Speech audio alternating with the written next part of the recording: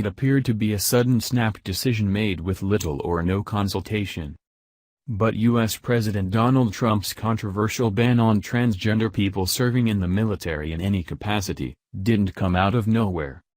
In fact, a congressional fight over gender reassignment surgery which threatened funding for his controversial wall with Mexico, is at least partly to blame. According to Politico, Trump was close to securing a spending bill which included funding his border wall when an internal fight with Republicans over healthcare costs for transgender troops threatened to overturn it. Some Republicans feared they might not have had enough votes to pass the legislation because defense hawks wanted a ban on Pentagon-funded sex reassignment surgery. Several House conservatives threatened to obstruct the legislation unless the ban came into place. Republican leaders approached Trump with their concerns, and fearing his funding for the wall, a major campaign promise, would not be passed, the president announced the sweeping change on Twitter. According to numerous sources cited by Politico, the president's decision was in part a last-ditch attempt to save a House proposal full of his campaign promises that was on the verge of defeat. Trump claimed the ban's purpose was to make the military run better.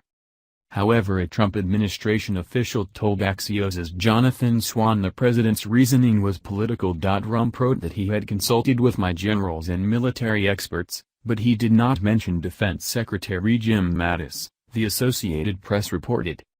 The retired Marine general told the military service chiefs just last month to spend another 6 months weighing the costs and benefits of allowing transgender individuals to enlist.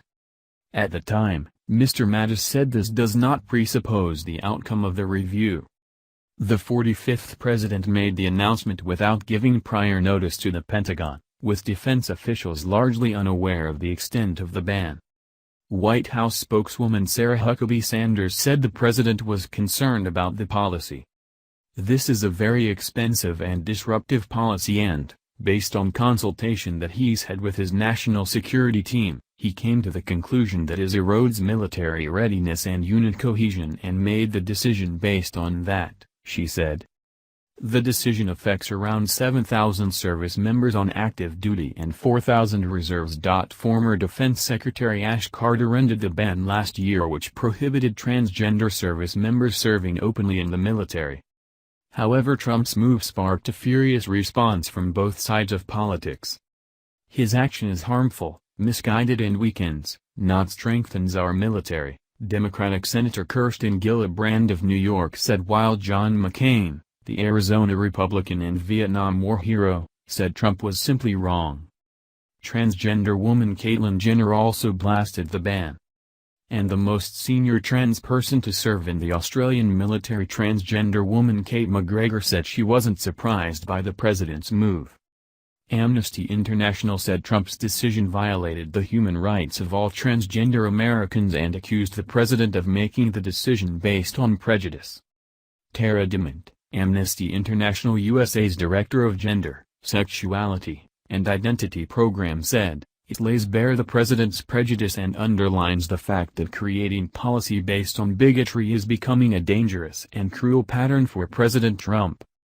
The administration continues to target minority communities without pause and without facts. From stripping protections from transgender students to today's announcement, the Trump administration has made clear it has an agenda of discrimination. Not going anywhere. While news of Trump's ban sets in, active members of the transgender community insist they are staying put.